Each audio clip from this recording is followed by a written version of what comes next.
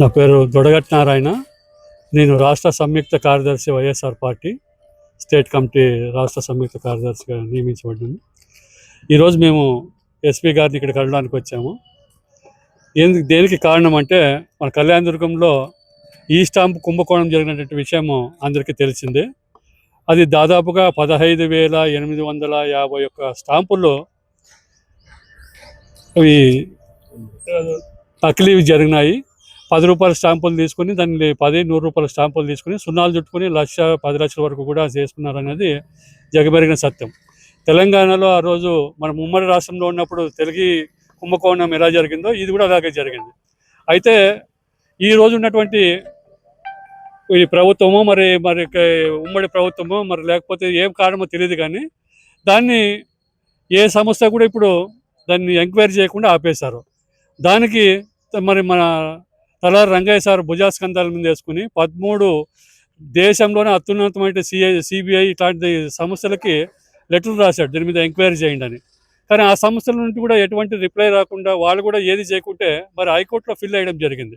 ఆ ఫిల్ వేసినప్పటి నుంచి మరి చాలా సార్కి కూడా మరి ఒత్తిడి ఉన్నట్టుగా మరి సార్ని కూడా ఏదో చేస్తారు అనేటువంటిది మా కళ్యాణదుర్గంలో మరి ప్రతి ఒక్క వైఎస్ఆర్సీపీ కార్యకర్త అందరూ కూడా మేము నమ్ముతున్నాం. సార్కి ఏదో జరుగుతుంది, సార్కి రక్షణ లేదు, సరిగా సార్కి ఏదో జరుగుతుంది. అందుకోసమే మా సార్కి రక్షణ కల్పించండి, 2+2 గన్మ్యాన్లు కల్పించండి. మరి దీని మీద సమగ్రమైనటువంటి విచారణ కోసం హైకోర్టుకి వెళ్ళాడు కాబట్టి అక్కడ హైకోర్టులో కూడా చాలామంది లాయర్లు వాళ్ళు కూడా మేనేజ్ చేసినట్టుగా మాకు తెలుస్తూ ఉంది.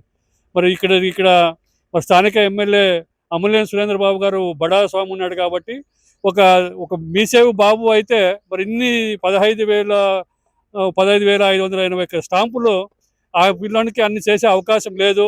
మరి ఆయన చేశాడా, మరి అన్ని డబ్బులు ఎక్కడ పోయాయి? కోట్లాది రూపాయలు మిస్యూజ్ అయినాయి కాబట్టి దాని మీద ఎంక్వైరీ చేయాలనేటువంటిది హైకోర్టులో ఫిల్ చేశారు. కాబట్టి దానిపైన మా సార్కి ఎటువంటి జరగకూడదు, మా వైఎస్ఆర్ పార్టీ తరఫున మరి సార్కి అండగా ఉండాలనే ఉద్దేశంతో ఈరోజు గన్మెన్ 2+2 గన్మెన్ ఇమ్మని అర్జీ ఇవ్వడం జరిగింది. నేను హనుమంత్ రెడ్డి అడ్వకేట్, జిల్లా YSR legal cell president, vice president. నేను ఈరోజు మేము ఎస్పీ కార్యాలయం రావాలనేటువంటి ప్రధాన ఉద్దేశము, కొన్ని సమస్యలపై మా నాయకులు మాజీ పార్లమెంట్ సభ్యులు తలారి రంగయ్య గారు పోరాటాలు చేస్తూ ఉన్నారు. అందులో భాగంగా WP పిల్ 213/2025 అనేటువంటి ఒక కేసును హైకోర్టులో దాఖలు చేసినాం. ఈ రిట్ను దాఖలు చేసేటువంటి విషయంలో ప్రధాన ఉద్దేశం ఏమని చెప్పంటే, గతంలో రాష్ట్ర వ్యాప్తంగా సంచలనం లేచినటువంటి ఒక బడా స్కామ్ అనేటువంటిది కళ్యాణదుర్గం ప్రాంతంలో బయటికి రావడం జరిగింది. కొన్ని లక్షల కోట్ల డబ్బులు ప్రభుత్వ నిధులు దుర్వినియోగం అవుతున్నాయి అనేటువంటి విషయం బయటికి రావడం జరిగింది. దాంట్లో మరి స్థానిక శాసనసభ్యులను కూడా ముద్దాయిగా చేర్చాలనేటువంటి ఉద్దేశంతో అనేక రకాల విన్నపాలు మేము ఇవ్వడం జరిగింది.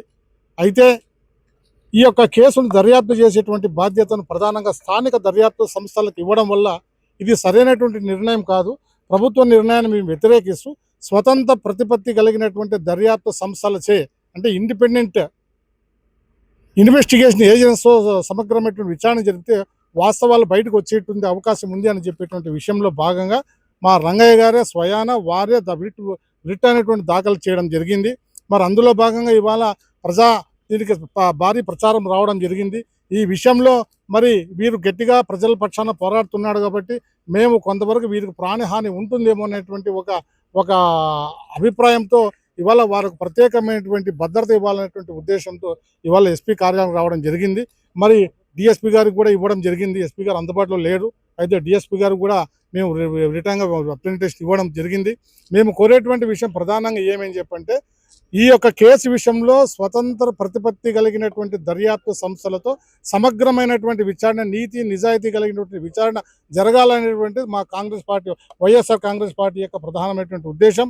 మరి అందులో భాగంగా మీరు రిట్ దాఖలు చేసినాం. మరి ఈ విషయంలో వారికి ప్రాణహాని ఉంది అనేటువంటి విషయం మేము భావిస్తున్నాము. వారికి సమగ్రమైనటువంటి వారికి పూర్తి రక్షణ బాధ్యత కల్పించాల్సిన బాధ్యత ఇవాళ ప్రభుత్వం ఉంది కాబట్టి వారికి పూర్తి రక్షణ ఇవ్వాలనేటువంటి సందర్భంగా పోలీసు వారికి విన్నవిస్తా ఉన్నాము.